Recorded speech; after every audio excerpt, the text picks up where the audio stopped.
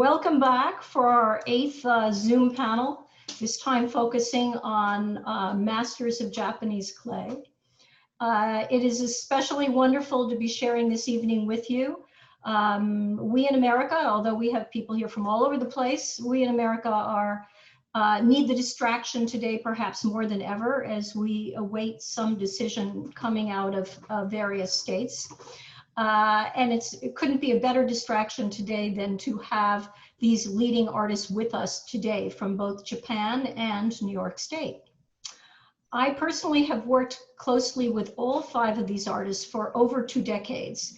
And together we have witnessed an amazing development in the passion for their art on a global stage.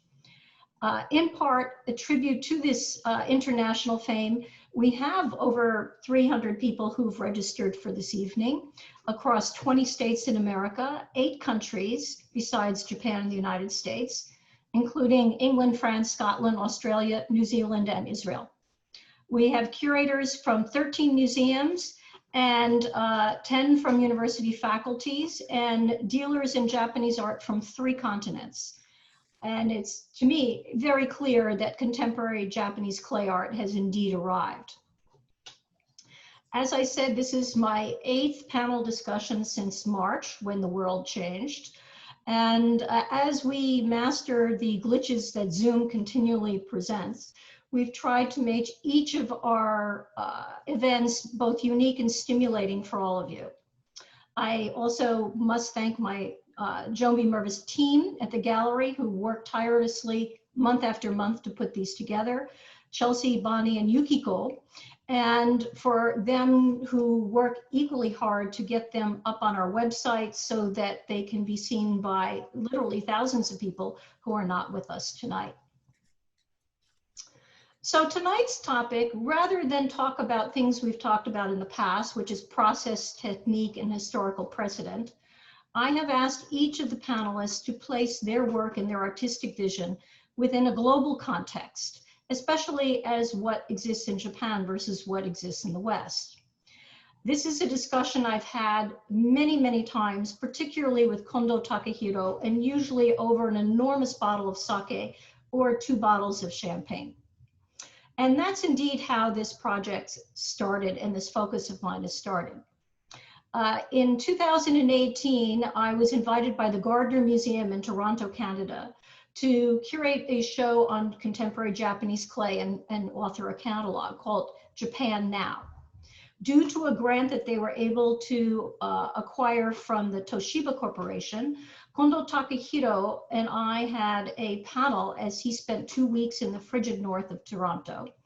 And through that conversation and that experience of coordinating our thoughts, he and I came to the determination that a book needed to be written that addressed particularly how this view on Japanese clay has changed over the last 40 or 50 years within the United States most particularly.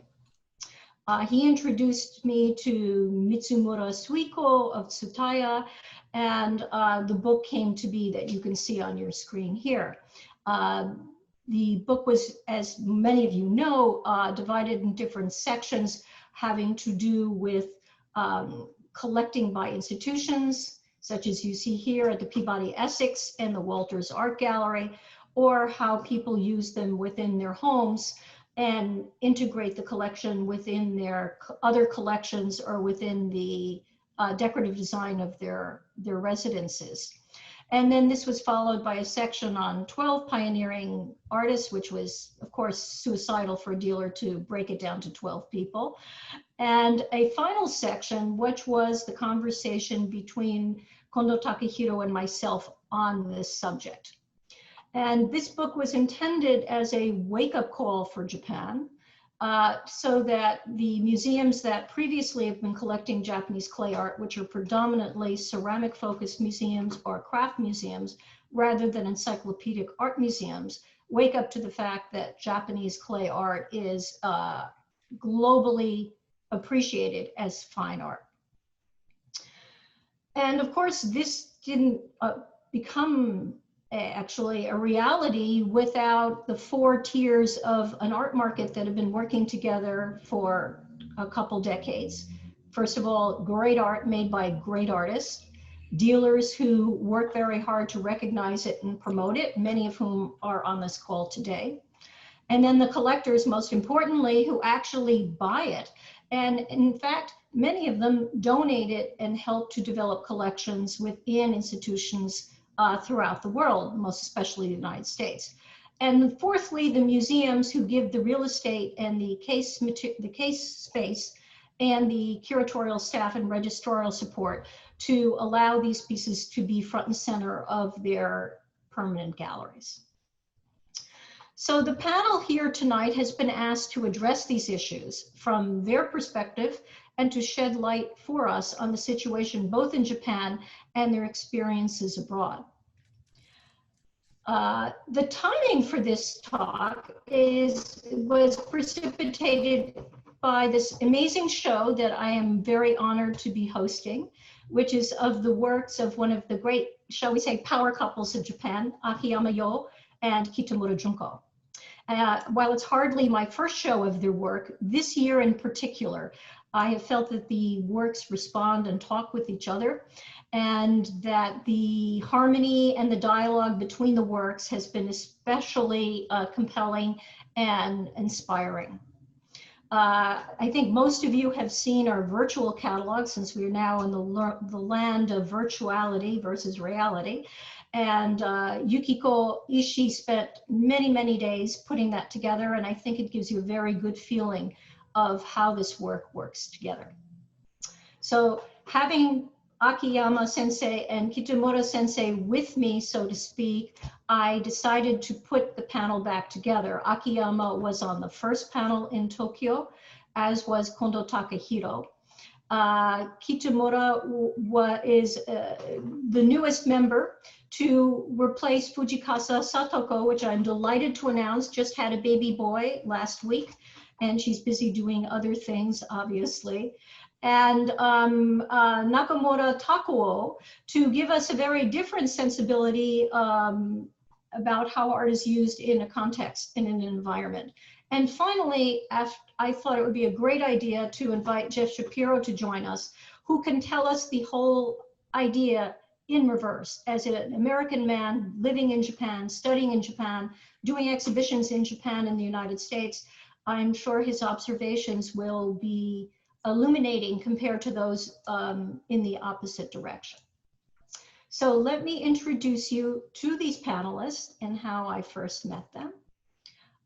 First of all, Akiyama sensei. I first met him thanks to Alice and Halsey North, who are with us tonight, when the Smith College Museum, under the guidance of Sam Morris, decided to do a very special show of Kyoto artists, and the clay artist he selected was Akiyama Yo. Of course, as you may know, Akiyama's works are very heavy and very expensive to ship. And so the idea was to ship 5 major pieces to America and not ship them back to Japan.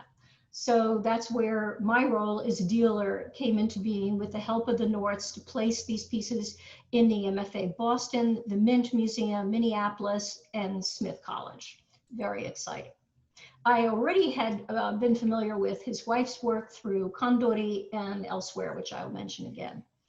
But why Akiyama Yo? Well, I would say he's a true sculptor and a visionary artist, and his profound ideas of the nature of clay and clay art set him apart from anyone else currently working in Japan.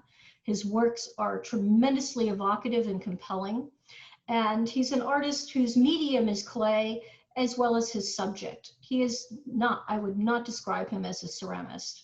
And for the most importantly for others is his role as teacher. He's just retired from being the head of the ceramics department at Kyoto City University of the Arts. And there's a whole generation of clay artists who are indebted to him as being their inspiration and their guiding light. Next, Kitamura Junko. I first saw her work at Garth Clark at a wonderful show there, which I used to frequent from time to time when he was working with Koyanagi Etsuko and bringing really great artists to New York, first and foremost.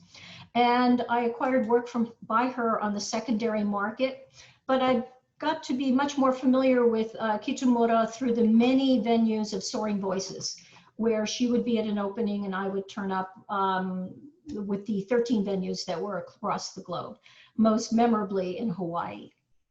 And why her work? Well, I feel her work is the perfect balance between Kyoto aesthetics and modernity. The power and the balance between form and surface is perfectly integrated. And of course, as a woman artist, she has a very compelling voice in a very difficult world. Her work is very precise and tradition-based, but it's uniquely hers and totally seductive. And of course, her work has been acquired by museums all across the United States and Europe. Next, Takihirosan. I was introduced to him in 1998 by Gallery Nakamura in Kyoto, who is the cousin of one of my dearest friends in Japan. And I started dealing with him directly in 2000, which led to shows that I organized for the Barry Friedman Gallery. And we had quite a number of shows through almost a decade of a wide variety of work of Takahiro. Personally, I have placed over 250 works by Takahiro in US and foreign collections. Most recently, his reduction works have been acquired by the Musée Guimet in Paris, the Asian Art Museum in San Francisco, and the Seattle Art Museum. And of course, we spent time together in the hinterlands of Toronto when he had his residency there. As to why Takahiro, I think his brilliant sense of design combined with technical creativity sets his work apart from anyone else. He is constantly changing, and in the 20+ years I've known him, he's never repeated himself. Every time I visit him, he's taking out work that we could say is not ready for prime time, but is wonderful, but maybe not ready for prime time. We spend time discussing it, taking it apart visually, technically, and he will move on to the next step. His works, both sculptural and functional, are equally irresistible.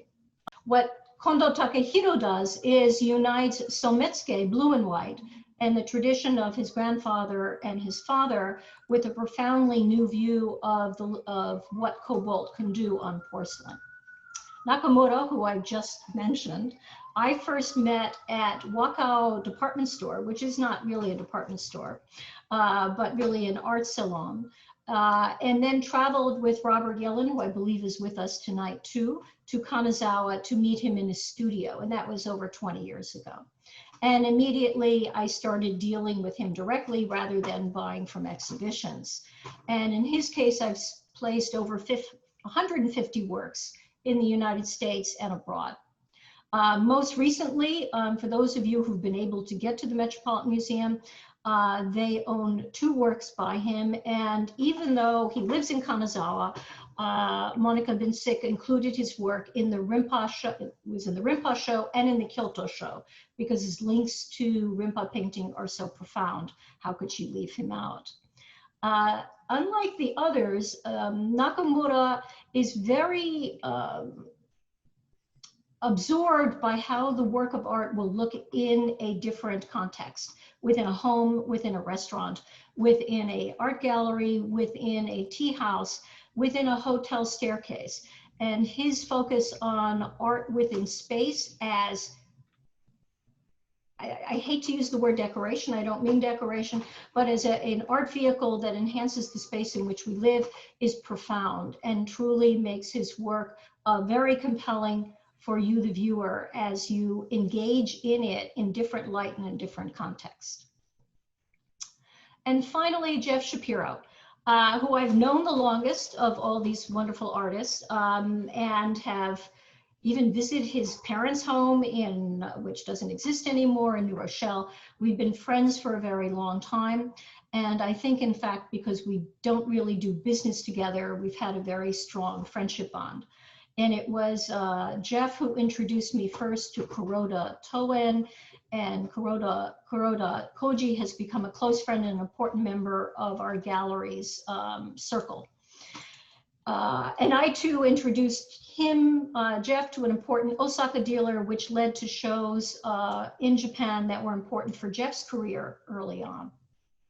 And why Jeff? Well, Jeff it bridges the East meets West in a different direction.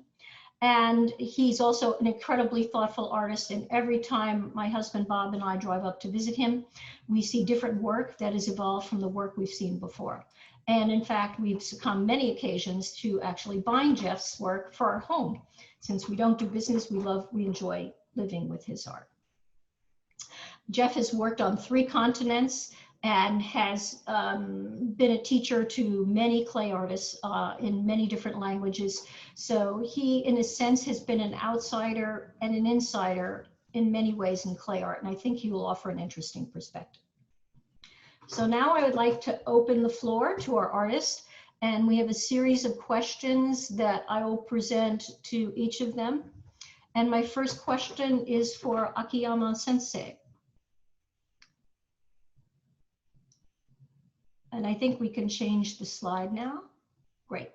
Akiyama sensei, can you tell us about how your understanding of your own work has evolved through the decades and what were the major influences in that process? この質問にお答えするために古いエピソードを一つお話ししたいと思います。1970年、私は高校生でしたけれども、大阪で開催された万国博覧会で、世界各地のさまざまな民族美術を初めて直接見ることができました。そしてその豊かな表現力に圧倒されるだけでなく、そこから伝わってくる描いたり作ったりすることの切実さ、それに深い感銘を受けました。この体験はその後私の制作に大きな影響を与えたように思っています。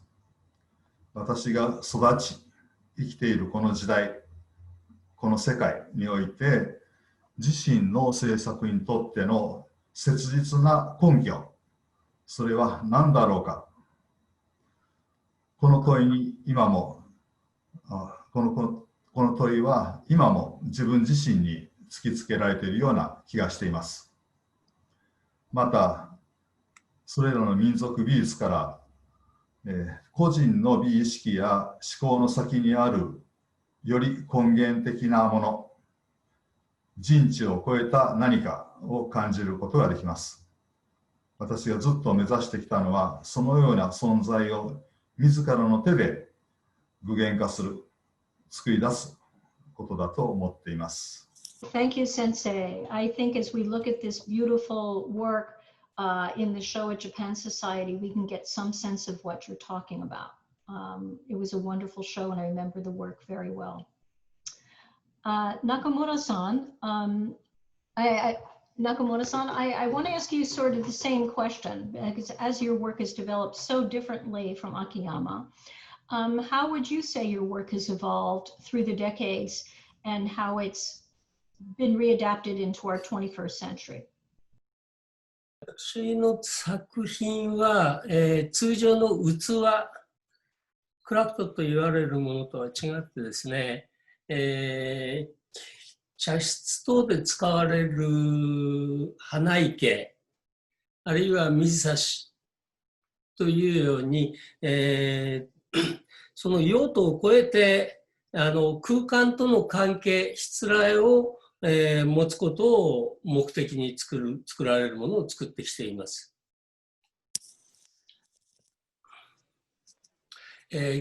画像に合わせて説明させていただきますね。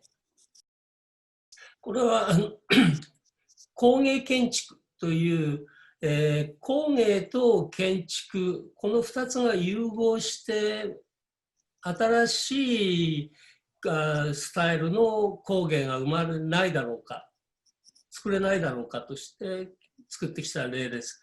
これはベルリンの国立アジアミュージアムに国際コンペでグランプリを取って実際に、収められました。残念ながら今のコロナで、まだオープン、一般へのオープンはされていません。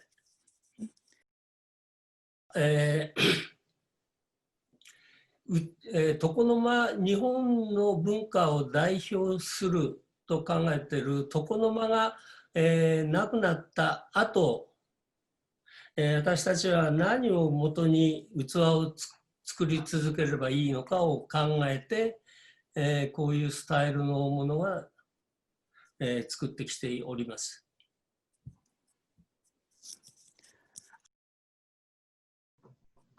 器というのは、先ほどの、茶室でご覧いただいたように、そこに空間を切り取ること、それを器の目的としてやっております。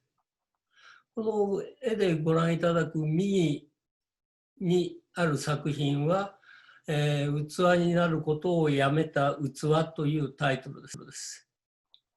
2ピースで一つの空間を切り取っております。そこに、使う人の思い、気持ちが入ればという意図で制作したものです。So the piece you're looking at on the right is at the Metropolitan Museum. And every time it's on view, it looks different. The curators, whoever's the installers, it takes on a different guise.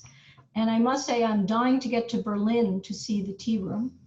I saw it being constructed in a warehouse facility near Toyama, where it was going to be dismembered and then shipped off to Berlin. And we are all going to have to make a pilgrimage there once the museum reopens. It'll be very exciting.